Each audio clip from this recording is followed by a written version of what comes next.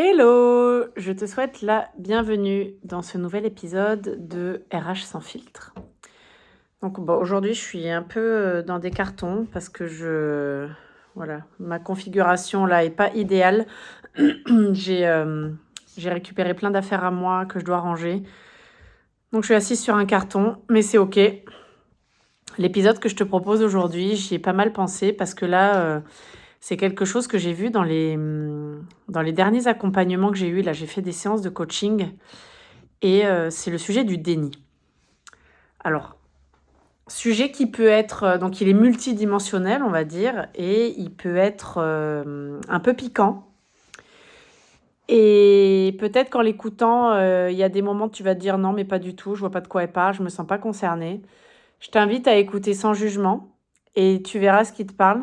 Tu verras ce à quoi tu es complètement hermétique. Peut-être que tu auras des prises de conscience. On verra.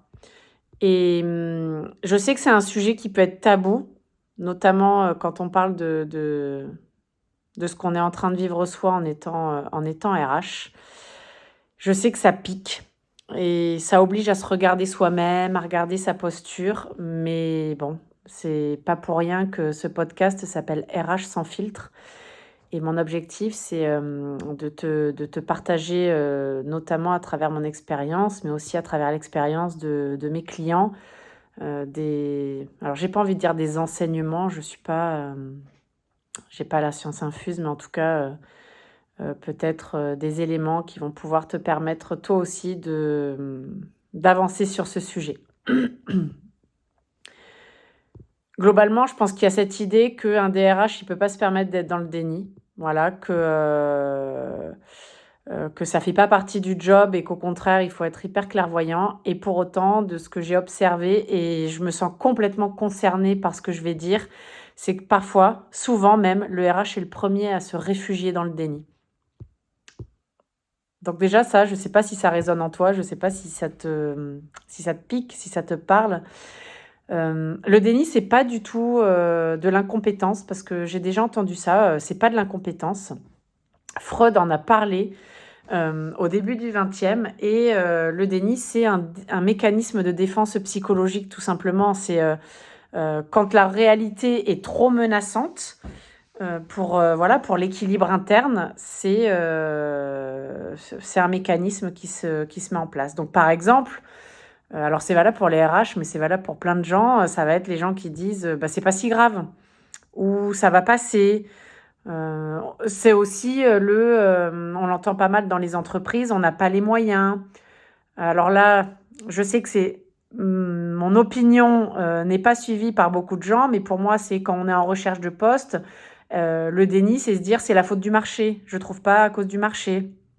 Donc là, je renvoie à mon épisode précédent, mais non, voilà, le marché est saturé ou voilà ce genre de choses que j'entends, pour moi, il y a une part de déni quand on dit ce genre de choses. Après, il y a, quand on est, en entreprise aussi, dire, que les salariés exagèrent. En gros, voilà, ils sont ingrats, c'est leur responsabilité. Là, il y a du déni, il y a un manque de prise de responsabilité, justement. Et souvent, en fait, dans le déni, on sait au fond de soi, on sait, on sent, il y a souvent cette intuition, mais on n'a pas vraiment envie de savoir, on n'a pas vraiment envie d'aller creuser le sujet. Alors pour moi, il y a plusieurs formes de déni, concrètement. Donc là, la première forme que je vois quand j'y réfléchis, c'est le déni du climat social. Par exemple, énormément de turnover dans l'entreprise, beaucoup d'arrêts de travail, des moments hyper explosifs dans les réunions CSE et compagnie. Mais là, on va être encore à parler de marque employeur.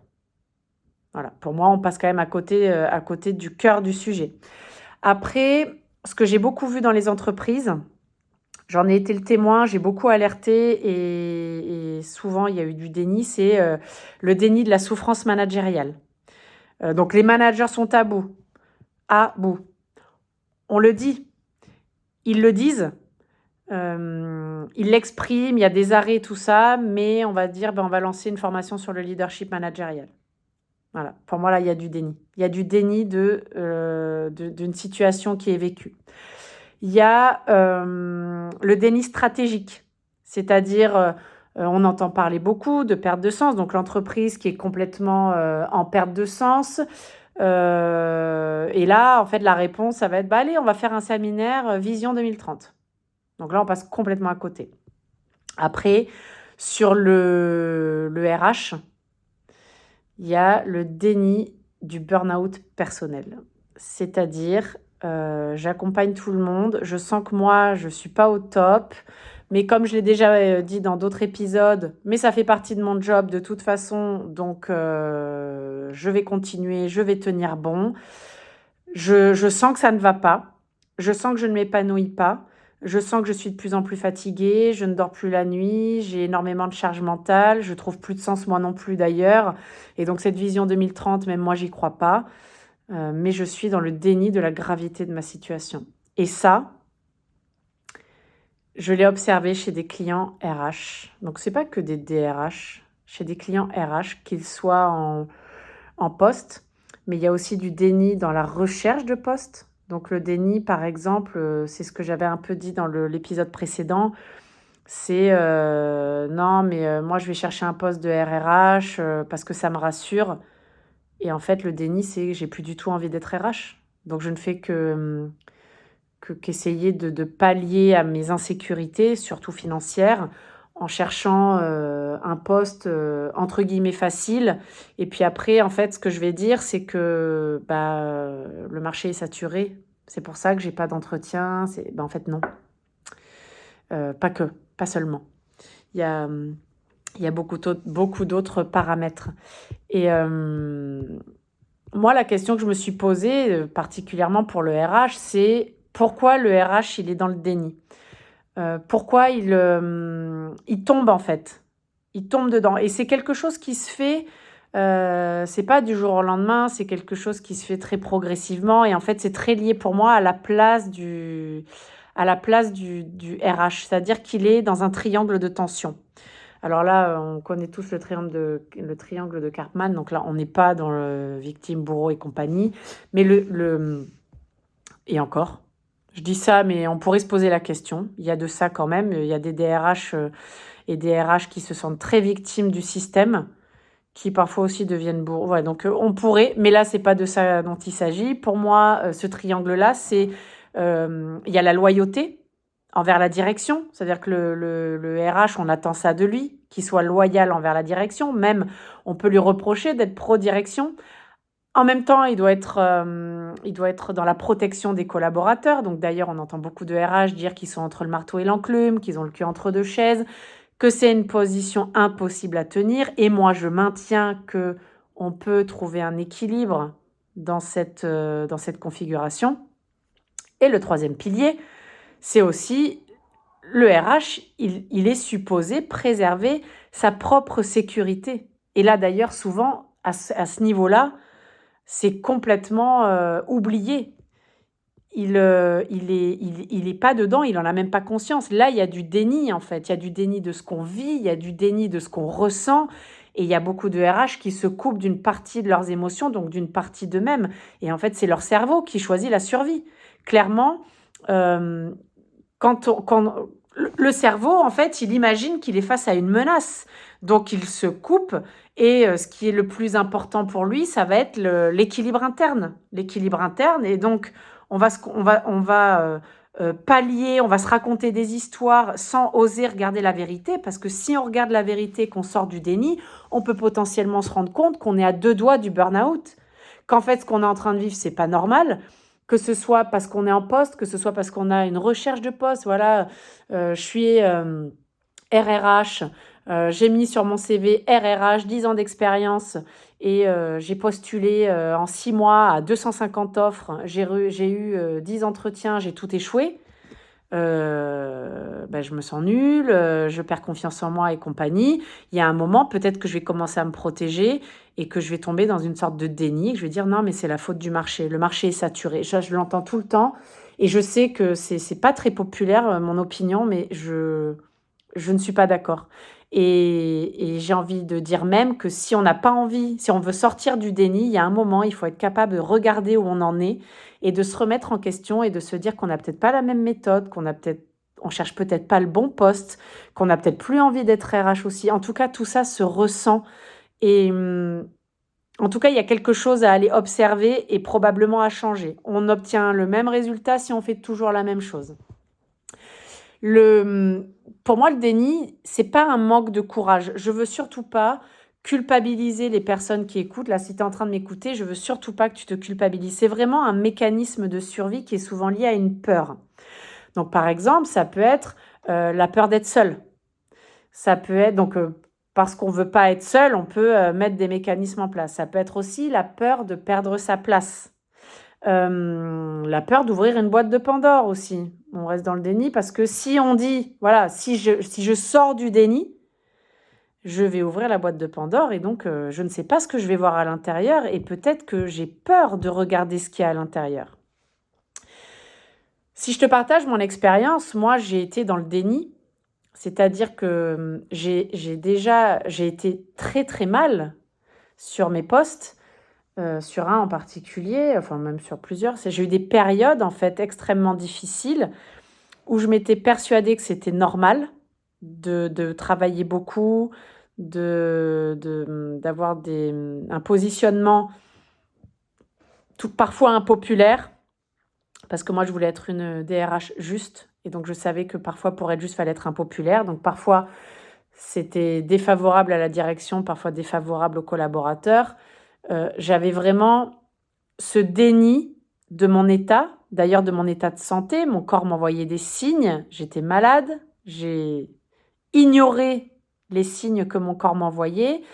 J'étais très fatiguée, j'avais une charge mentale de fou, je me réveillais, donc j'avais du mal à m'endormir, je me réveillais la nuit, je notais des trucs, je m'envoyais des mails, je m'envoyais des WhatsApp. Ça, je pense qu'il y en a plein qui le font pour pas oublier des choses. J'avais aussi 12 milliards de carnets voilà, dans lesquels j'écrivais, je faisais des to-do list à rallonge. Je disais oui à beaucoup de choses, même aux choses qui n'étaient pas de mon périmètre. Je pense que j'avais aussi ce besoin de me sentir respectée, compétente, importante, la peur du rejet. Bon voilà, j'avais tout ça. Heureusement, j'ai énormément travaillé là-dessus. Mais j'étais vraiment dans le déni de ce que j'étais en train de vivre, avec toutes mes peurs et toutes mes croyances que tout ça était normal et que ça faisait partie du boulot. À court terme, ce déni, il m'a protégée. Voilà, il m'a protégée parce que à ce moment-là, probablement que si j'étais allée voir à l'intérieur de moi, j'étais pas prête et ça aurait été sûrement très compliqué. Et au moment où j'ai été prête et où je suis sortie du déni, c'est ça qui m'a permis aussi de beaucoup travailler sur moi. Et je dis pas que c'est un long fleuve tranquille, loin de là. Mais en tout cas, ça m'a permis d'avancer. C'est ça qui m'a mise en action. C'est ça qui m'a fait faire des retraites d'ayahuasca. C'est ça qui m'a fait prendre un coach, qui m'a permis de changer de vie pour avoir la vie dont je rêve.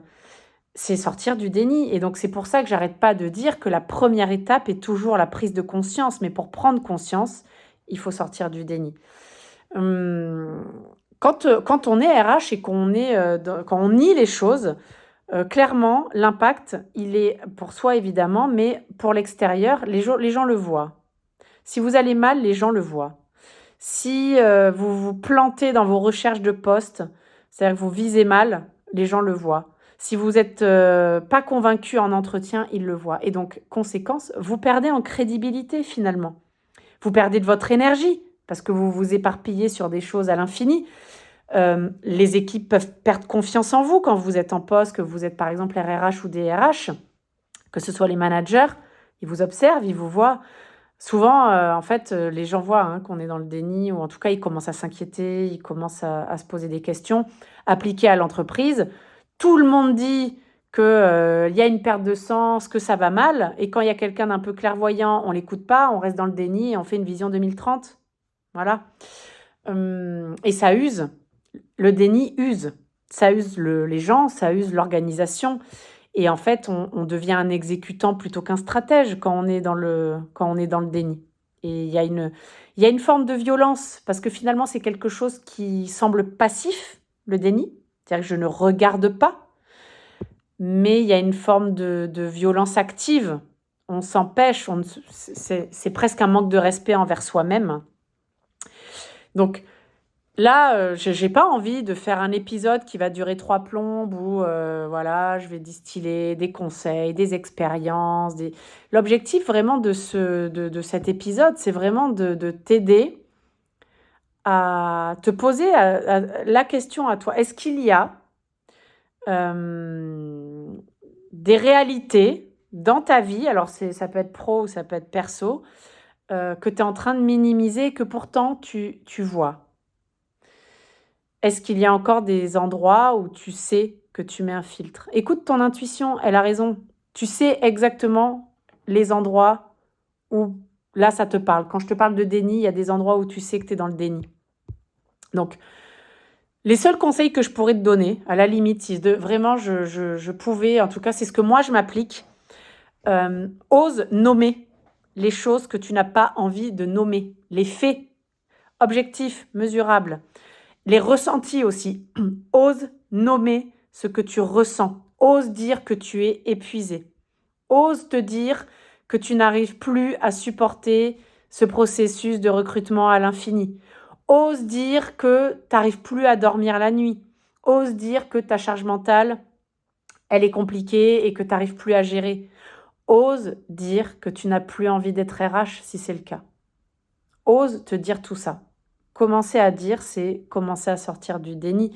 Et nomme l'émotion que tu ressens, ton émotion. Voilà.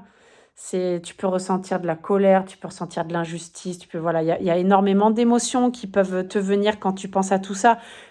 Prends-les et laisse-les venir. Et en fait, à partir du moment où on sort du déni, il y a un processus qui se met en place et souvent, on a envie de passer à l'action pour sortir de cette situation parce que c'est possible de vivre une autre réalité. Et donc, peut-être que, 1, tu nommes les faits. 2, tu nommes ton émotion. 3, quel est le micro-mouvement stratégique que tu peux faire pour sortir de ça? Pas un truc pour révolutionner ta boîte ou ta vie, mais un truc pour arrêter de te mentir à toi-même. Voilà. Pour moi, le rôle du RH de base, c'est pas d'adoucir la réalité. Tu vois, c'est de la regarder en face et d'aider l'entreprise à grandir. Mais tu peux t'appliquer la même chose à toi-même. Tu vois, si tu es RH, tu peux ne pas adoucir la réalité pour toi et te challenger toi-même, regarder ta réalité en face et t'aider toi-même à grandir. Et peut-être que tout va bien, peut-être que ce que je dis, ça te parle pas et que tu dis non, moi tout va bien, je suis bien sur mon poste, je me sens équilibrée, je suis à ma place et ça roule. Et là, tant mieux. Et j'ai envie de te dire, continue comme ça, continue à progresser. Mais si au fond de toi, tu sens qu'il y a ce petit truc, voilà, pose-toi ces questions et je pense que de là arriveront probablement des moments peut-être un peu difficiles parce que c'est jamais des phases agréables de sortir du déni. Parce qu'une part de nous a envie que ça avance, mais le mouvement, c'est ce qui te fera changer éventuellement cette situation qui est difficile pour toi. Voilà. Et comme d'habitude, si tu as besoin d'en discuter, je te mets mon mail dans la description et tu peux m'écrire. Je répondrai avec plaisir. À bientôt.